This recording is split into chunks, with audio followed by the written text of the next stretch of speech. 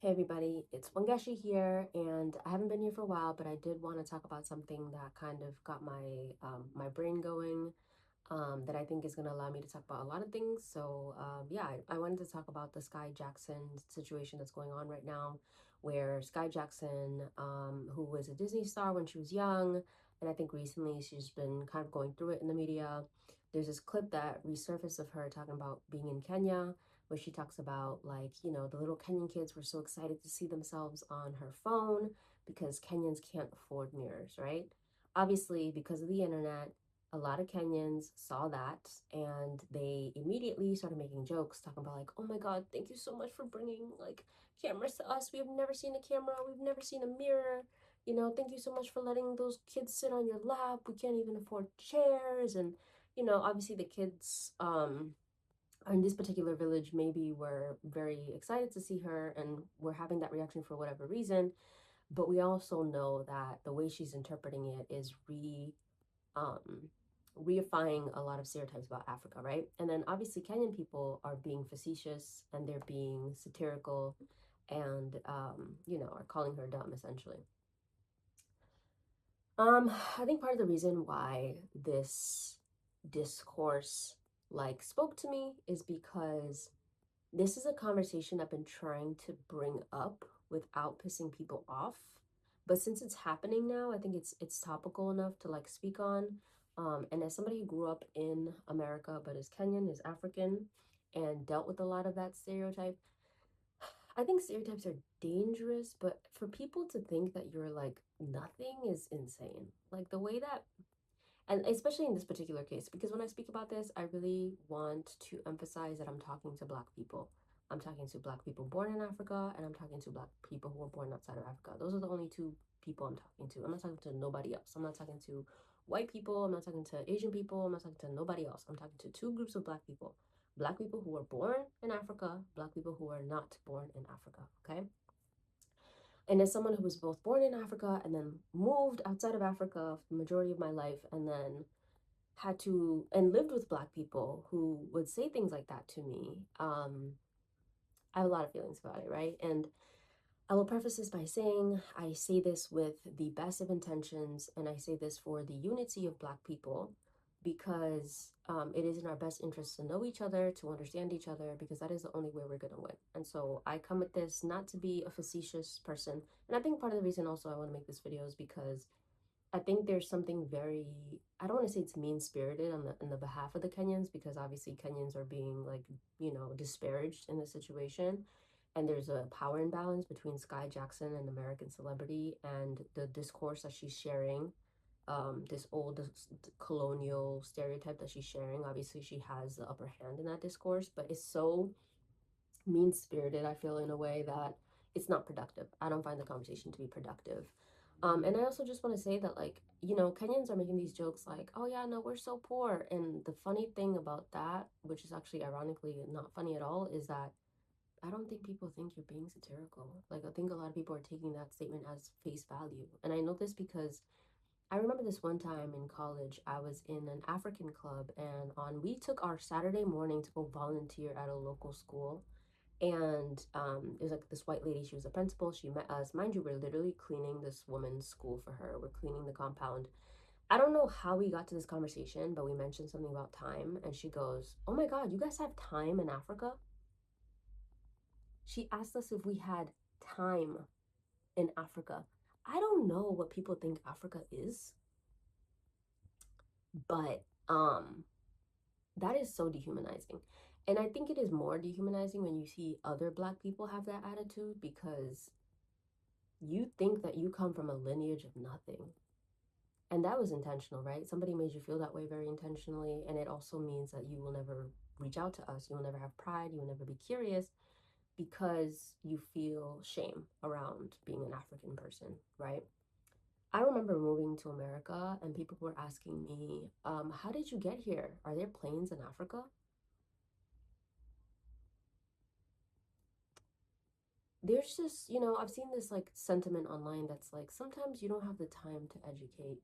You don't have time to go back and re-educate someone and fix someone's entire education. So you have to let the comment rock And I think, unfortunately, for Africans, we have to do that often because it is so dehumanizing to have to answer that question. And I also, mind you, like, I'm in school doing better than everybody. Like, I'm like top of my class, and people think that I came from a place without a plane, a place without planes. I just, yeah, but it's really good American propaganda, right? It's good colonial propaganda. Like, it is so intentional that other Black people outside of Africa feel this way. And I think this is a good opportunity to also talk about the dynamic of, this is something I speak on a lot, right? We talk about diaspora wars. I don't think diaspora wars are real. What I do think exists, though, is a hegemony within the Black diaspora. There is a hegemony of folks who grew up inside of the empire, in the center of our empire. In this particular case, it is Black Americans, but also I would argue any Western Black people. If you're a Black person who was born in the West, and in this case, I'm also counting like Brits, like Black Brits and stuff, Black French people. If you were just a Black person and you were not born in Africa, there's a certain level of hegemony that you have. If you do not have an African passport, that is a certain level of hegemony you have over African people.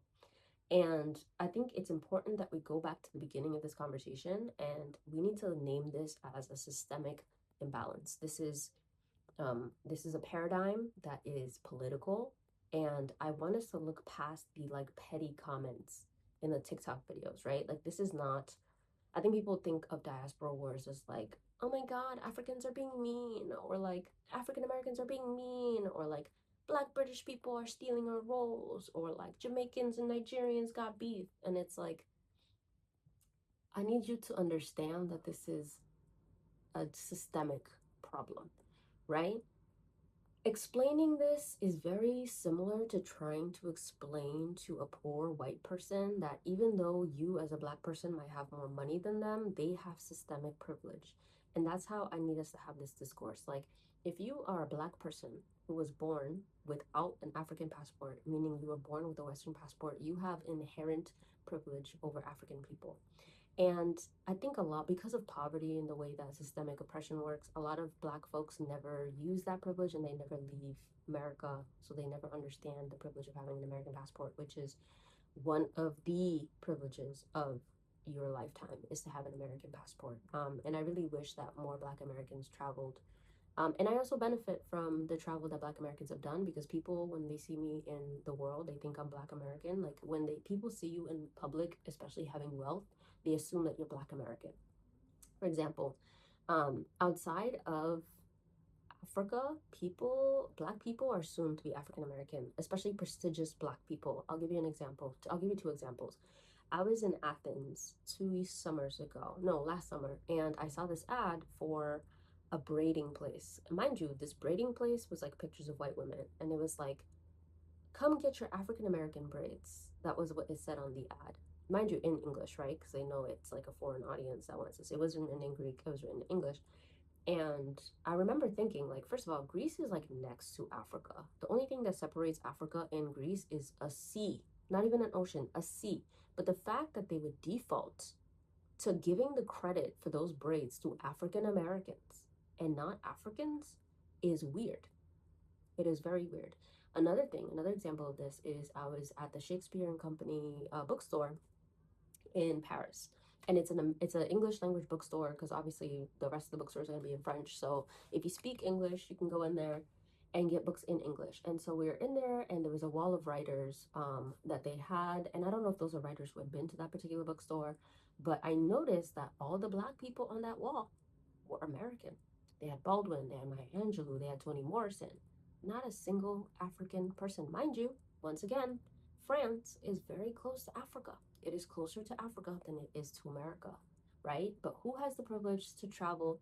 Who has the privilege of being considered canonical enough to go up on this wall, this English-speaking bookstore in France, right? It's gonna be the Anglophone Black people. Mind you, you could argue that, like, okay, maybe there's like, African people who speak other languages that are not English, but there are also very seminal African writers who wrote in English who were colonized by the British but were not American, right? You have Chinua Achebe, you have Chimamanda Ngozi Adichie, you have Ngugi wa Thiong'o, like, those of us who are coming from Anglophone Africa, you could argue, fit in this category with the Baldwins and the Morrisons and the Maya Angelous, but at the same time, you could also just have like the francophone black writers on there. Like nothing is stopping you because they also had like, you know, Simone de Beauvoir who wrote in French, right? She was a French writer and philosopher. So if you have other folks, you could also put French, like francophone, like Portuguese, Lusophone, like you could put all these other black people, but all the only black people are literally American. Okay, so let me take it even further back. Okay, the conversation between, like, the reason why the Sky Jackson comments are so harmful for me is because, like, not only are they stereotypical and lazy and they are creating more of a divide between Africans and African Americans, right, Western black people and black people from the continent.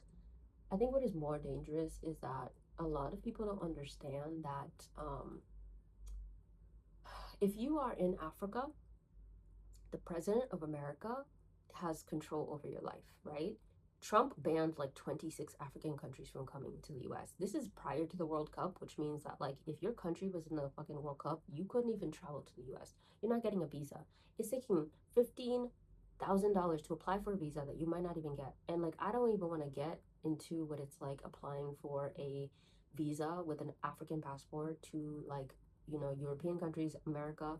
I don't want to get into the humiliation ritual that is. As somebody who has both an African and an American passport and have traveled with both, I was shocked at how easily they let me into places as an American, which arguably the people who should be most scrutinized as they move around this earth, I would argue are Americans, and yet nobody asked me shit. But when I was Kenyan, the UK government was asking me if I had committed a genocide. Mind you, this is the same UK government that committed a genocide against my people. And they're asking me if I committed a genocide. The thing that's hard to explain about this, and this is how privilege works, right? Is it is difficult for me to explain this to someone like Sky Jackson because the humiliation ritual of having to apply for a visa and to have be like send in your bank statements and prove that you have a return ticket and all these things which inherently cost money and which they are also arguing that you're too poor to do, but they also want evidence of, is something that unless you've done it, you actually don't know how dehumanizing it is. I can't explain it to you. I saw this tweet once of this, I think she was a black American girl, and she was talking about like, oh my God, I was trying to go to Brazil and they were asking me for all these documents. Like, I'm not doing all that. And everybody was like, that's what everyone else has to do in order to get into anywhere in the West. Like, you are, that is such a privileged thing for you to say that you're not sending your bank statements because that's what we constantly have to do all the time for like a week stay. That's what you have to do. Mind you, they can deny that shit last minute. They can detain you whenever they want, you know. And you would think that having the experience of being black, like, you would have like this analogous thing that you can, like, you know, transfer to this experience and experience it. But, you know, you don't know what you don't know because privilege shields you from like the oppression of other people.